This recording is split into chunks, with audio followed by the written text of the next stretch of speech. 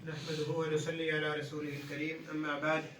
आज अल्लाह की तौफीक से हमारा तर्जुमा की क्लास का दूसरा दिन है। कल हमने कुरान मजीद की तिलावत शुरू करने से पहले अऊज़ु बिल्लाहि मिनश शैतानिर रजीम की अहमियत और उसका तलफ़्फ़ुज़ और उसका तर्जुमे के बारे में हमने कल सीखा था। तो आज फ़ायदे के तौर पर एक और चीज़ उसके अंदर मैं शामिल करना चाहूँगा कि देखें, कोई भी काम करना हो तो सबसे पहले हम क्या पढ़ रहे हैं? अऊज़ु बिल्लाहि, मैं पनाह तलब करता हूँ अल्लाह ताला की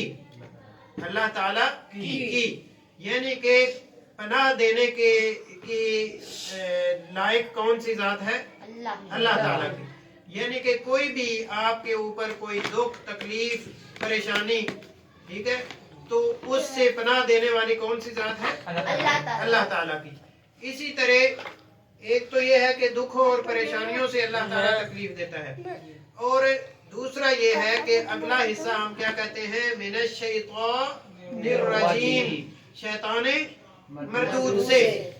तो शैताने मरदूद से क्या मुराद है? ऐसी कोई भी चीज़, एक तो ये है कि शैतान, ठीक है, शैतान एक ऐसी चीज है जो कि अल्लाह ताला का वाज़े दुश्मन है।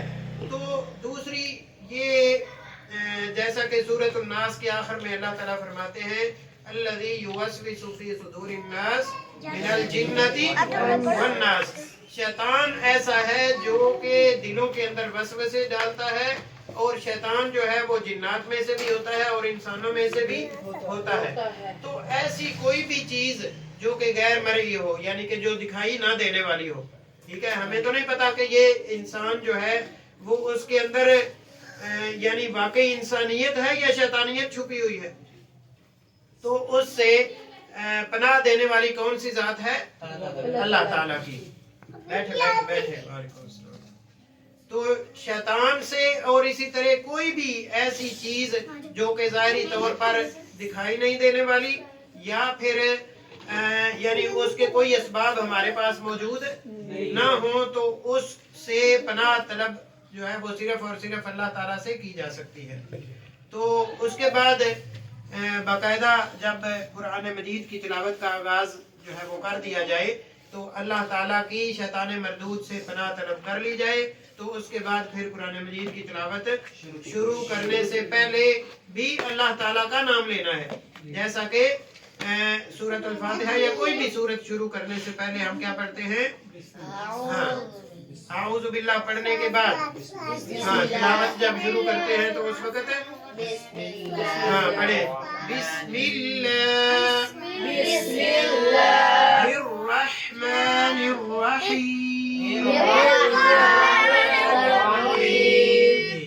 तो इसका तर्जुमा सबसे पहले बा, बिस्मिल्लाह के अंदर सबसे पहले है बी, ठीक है, बी, बा का यानी बी कह लें उसके ऊपर, या उसको असल में तो बा ही है ना, ठीक है, तो बा का मीनिंग क्या होगा? सात। बा का मीनिंग सात। और उसके बाद है इसम, असल में है ये बा अलग है और इसम अलग है, बिस्मी अलग इकट्ठा हो गया। तो इसम का मैना नाम, शाबाश, इसम नाम, और अल्लाह, ठीक है, बिस्मिल्लाह मुकम्मल हो गया। इसी तरह अर रहमान, बहुत ज्यादा रहम करने वाला, बहुत ज्यादा रहम करने वाला, अर रहीम, बहुत ज्यादा प्यार करने वाला, बहुत ज्यादा प्यार करने वाला। तो इसका जो यानी बामुहावरा तर्जुमा होगा, शुरू करता हूँ सात नाम अल्लाह ताला के जो बहुत ज्यादा रहम करने वाला और बहुत ज्यादा प्यार करने वाला है, बहुत ज्यादा प्यार करने वाला है। दूसरे लफ्जों में हम ये भी कह सकते हैं कि अर रहमान की जो सिफत है वो अल्लाह ताला की तमाम इंसानों के लिए है, वो चाहे मुसलमान हो या काफिर हो, ठीक है, चाहे मुसलमान हो या काफिर हो, या इसी तरह कह लें कि अल्लाह ताला के फरमा बरदार हो या फिर नाफरमान हो, وہ سب پر اللہ تعالیٰ رحم فرماتا ہے. اگر اللہ تعالیٰ رحم نہ فرمائے تو پھر کوئی بھی انسان دنیا کے اندر اس قابل نہیں کہ اس کو جو ہے وہ رزق دیا جائے. لیکن اللہ تعالیٰ کی اللہ تعالیٰ کا یہ رحم ہے, اللہ تعالیٰ کی مہربانی ہے کہ وہ اللہ تعالیٰ ہمیں دنیا کے اندر جو ہے وہ ہمیں رزق اور جو ہمیں سہولیات چاہیے وہ ہمیں عطا فرماتا ہے. اسی طرح حدیث میں رسول اللہ صلی اللہ علیہ وسلم فرماتے ہیں, اے بچے خاموش ہو جاؤ. رسول اللہ صلی اللہ علیہ وسلم فرماتے ہیں کہ اگر انسان کو اس کے اعمال کی بدولت اگر رزق مہیا کیا جاتا تو تمام انسان مر جاتے, یا وہ اس قابل نہیں تھے کہ ان کو رزق دیا جاتا. لیکن چرند پرند اور جانوروں کی وجہ سے اللہ تعالیٰ جو ہے وہ انسانوں پر بھی رحم فرماتا ہے. تو اس لیے ہمیں چاہیے کہ ہم ان لوگوں میں شامل ہوں جو اللہ تعالیٰ کے فرما بردار لوگ ہیں. ٹھیک ہے, تو اختصار کے ساتھ یہ ہے کہ جب بھی ہم قرآن مجید کی تلاوت کریں اس سے پہلے بھی اللہ تعالیٰ کا ہی نام لینا ہے اور اللہ تعالیٰ کا نام ہی ذکر کرنا ہے.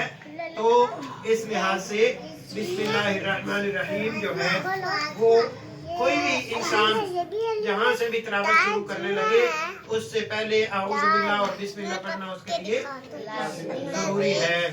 تو اس لحاظ سے آج ہم اس آیت کی جو ہے وہ تلاوت سیکھ لیتے ہیں اور اس آیت کو کا جو ترجمہ ہے وہ ہم آج سیکھ لیتے ہیں. اے بچوں بیٹا خاموش رہو, آپ کو کتنی بار بولا ہے؟ جی, تو ابھی اس کی تلاوت میں آپ کو یعنی کرنے کی کا انداز جو ہے وہ آپ کو سکھاتا ہوں اور آپ اس کے بعد میرے ساتھ ساتھ پڑھیں. بسم اللہ الرحمن الرحیم. بسم اللہ الرحمن الرحیم. اس کا ترجمہ کیا ہوگا؟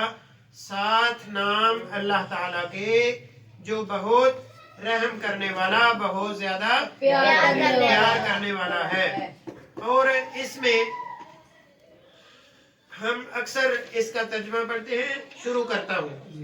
ٹھیک ہے, جب ہم اس کا لفظی ترجمہ کریں گے تو ہم کہیں گے 7 نام اللہ تعالیٰ کے جو بہت رحم کرنے والا, بہت پیار کرنے والا ہے. تو یہ ہو گیا اس کا لفظی ترجمہ. اور جو اس کا ہو گیا با محاورہ ترجمہ, یعنی کہ جملہ جب بناتے ہیں تو پھر ہم کہیں گے شروع کرتا ہوں اللہ تعالیٰ کے نام کے ساتھ جو بہت رحم کرنے والا اور بہت زیادہ پیار کرنے والا ہے. تو یہ ترجمہ بھی آپ نے اس کو یعنی یاد کرنا ہے اور اس کو اپنے پاس لکھنا ہے تاکہ آپ کو یاد کرنے میں آسانی ہو. اسی طرح میں اپنے جو ہمارے یوٹیوب پہ یا فیس بک پہ ہمارے بہن بھائی دیکھنے والے ہیں ان سے بھی التماس کرتا ہوں کہ ہمارا چینل جو ہے وہ سبسکرائب کریں اور اس کو لائک کریں اور دوستوں کو شیئر بھی کریں تاکہ زیادہ سے زیادہ ہم اس سے جو ہے وہ فائدہ حاصل کر سکیں. یقیناً ہمیں جو بھی خیر حاصل ہوتی ہے وہ اللہ تعالیٰ کی طرف سے ہوتی ہے اور ہر قسم کے شر سے, ہر قسم کی تکلیفوں سے اللہ تعالیٰ ہمیں محفوظ رکھے. جزاکم اللہ خیرا. السلام علیکم و رحمۃ اللہ وبرکاتہ.